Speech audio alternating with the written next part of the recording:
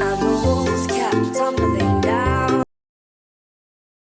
Konseling singkat berfokus solusi atau solution focused brief counseling merupakan pendekatan yang didasari oleh filosofi postmodern sebagai landasan konseptual.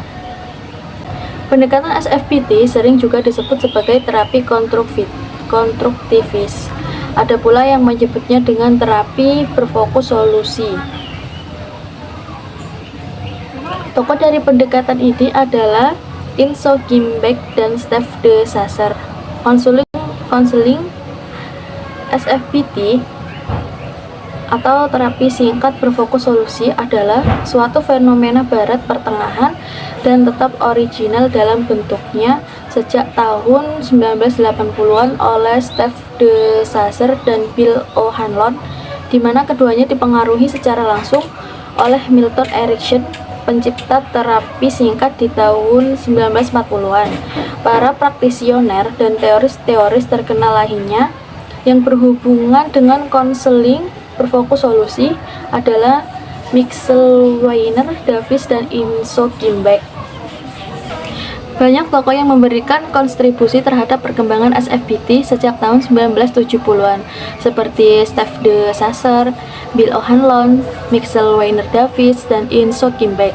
Pertama kali tulisan tentang brief terapi ada pada tahun 1970-an dan awal 1980-an, dan yang memberikan kontribusi penting adalah Richard Fish, John Wickel, Paul Wadlawik, dan Georgory Bateson yang bekerja pada Metal Research Institute di Palo Alto, California dalam Wiss Wickel dan Segal 1980 dalam Seligman L20 2006.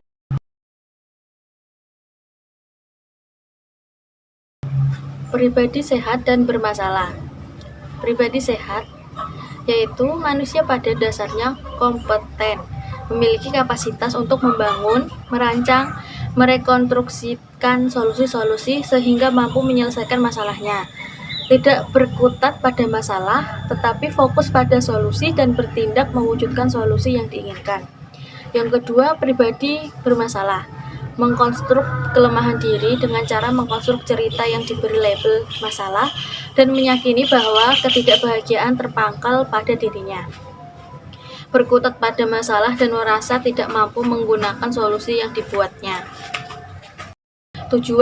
Tujuan dari terapi singkat berfokus solusi sebagai berikut, yaitu mengubah perilaku yang tidak sehat menjadi sehat, mengantar klien dan manusia meraih kehidupan yang lebih sehat dan lebih bahagia baik masa kini maupun ke masa depan. Membantu klien mengidentifikasi perubahan-perubahan yang diinginkan klien terjadi di dalam kehidupan mereka dan terus terjadi. Membantu klien membangun visi yang dipilih untuk masa depan mereka. Membantu klien mengidentifikasi hal-hal yang baik untuk kehidupan mereka saat ini dan ke masa depan. Membantu klien membawa kesuksesan sekecil apapun ke dalam kesadaran mereka. Membantu klien untuk mengulang keberhasilan yang pernah mereka lakukan. Pengubahan pandangan mengenai situasi atau kerangka berpikir, pengubahan cara menghadapi situasi problematik, dan merekam sumber-sumber dan kekuatan klien. Adanya keterlibatan dalam pemberian bantuan klien untuk menerima pergantian bahasa dan penyikapan diri bicara tentang masalah dan bicara tentang solusi. Dalam konseling pendekatan solusi fokus berbasis terapi atau SFPT, hubungan terapeutik tetap penting meskipun fokusnya lebih pada solusi dan tujuan daripada masalah itu sendiri. Hubungan terapeutik dalam SFPT masih merupakan landasan yang kuat untuk mencapai kemajuan dan perubahan positif. Berikut beberapa aspek hubungan terapeutik dalam konteks SFPT. Yang pertama yaitu empati. Konselor SFPT perlu menunjukkan empati terhadap konseli, memahami dan merasakan dunia mereka dari perspektif mereka sendiri. Ini memungkinkan konselor untuk terhubung dengan konseli secara lebih mendalam dan membantu dalam mendukung konseli selama proses konseling. Yang kedua yaitu keterbukaan dan kehadiran. Konselor perlu menunjukkan keterbukaan dan kehadiran yang autentik selama sesi konseling. Ini menciptakan suasana yang aman di mana konseli merasa nyaman untuk berbagi pengalaman, pemikiran, dan perasaan mereka. Yang ketiga yaitu kolaborasi. Hubungan terapeutik dalam SFPT adalah kolaboratif. Konselor dan konseli bekerja sama untuk mengidentifikasi tujuan yang ingin dicapai oleh konseli dan untuk merancang solusi yang memungkinkan. Konselor bukanlah otoritas yang memberikan arahan, tetapi sebaliknya. Mereka mendukung konseli dalam menemukan solusi mereka sendiri. Yang keempat yaitu pemberdayaan. Hubungan terapeutik dalam SFPT bertujuan untuk memberdayakan konseli. Konselor membantu konseli mengakses kekuatan internal dan sumber daya yang ada dalam diri mereka sendiri untuk mengatasi masalah dan mencapai tujuan. Ini melibatkan membangkitkan keyakinan konseli dalam kemampuan mereka untuk mengelola kehidupan mereka sendiri. Yang kelima yaitu respek dan non-direktivitas. Konselor SFPT menghormati otonomi konseli dan mengadopsi sikap non-direktif.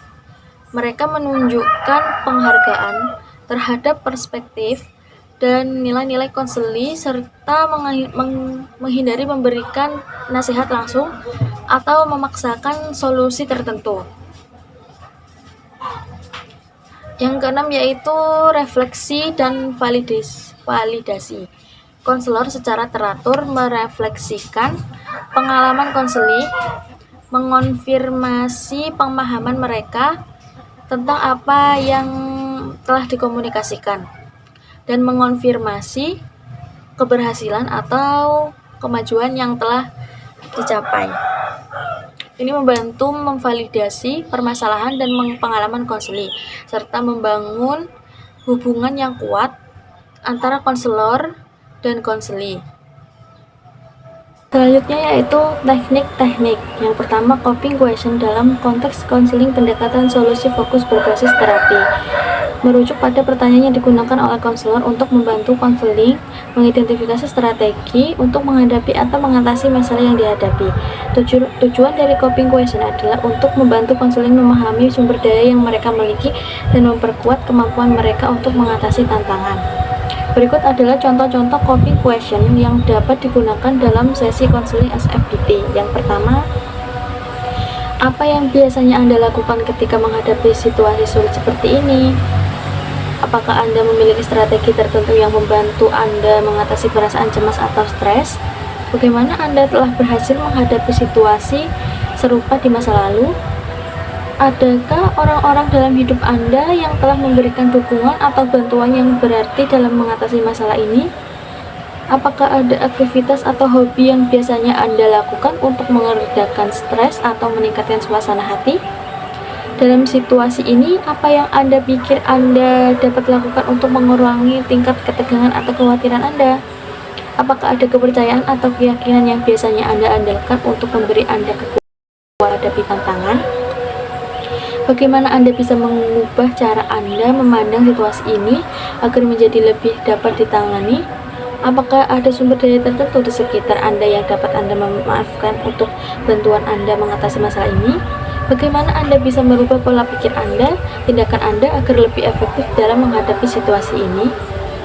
Pertanyaan-pertanyaan semacam ini membantu konseli untuk memperkuat kepercayaan diri mereka dan mengidentifikasi strategi coping yang mungkin telah berhasil digunakan dalam situasi sebelumnya. Dengan demikian, coping question membantu memperluas pandangan konseli terhadap sumber daya yang ada dalam diri mereka dan membantu mereka merumuskan solusi yang memungkinkan untuk mengatasi masalah yang dihadapi.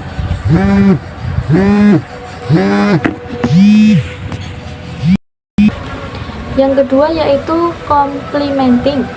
Dalam konteks konseling pendekatan solusi fokus berbasis terapi atau SFPT, memberikan pujian atau complementing merupakan salah satu teknik yang dapat digunakan oleh konselor untuk memperkuat hubungan dengan kemajuan yang telah dicapai oleh konseling. Complementing dalam SFBT lebih fokus pada mengakui dan memperjelas prestasi atau langkah positif yang telah dia ambil oleh konseli daripada memberikan pujian umum. Berikut adalah beberapa contoh cara konselor dapat menggunakan complementing dalam sesi konseling SFBT. Yang pertama, mengakui perubahan positif. Konselor dapat memberikan puji konseli atas perubahan positif yang telah mereka lakukan sejak sesi sebelumnya. Misalnya, saya melihat Anda telah membuat langkah yang signifikan menuju mencapai tujuan Anda. Itu patut diapresiasi. Yang kedua, menggarisbawahi kekuatan dan kemajuan. Konselor dapat menggunakan complementing untuk menyoroti kekuatan atau kemajuan yang telah diamati dalam konseling.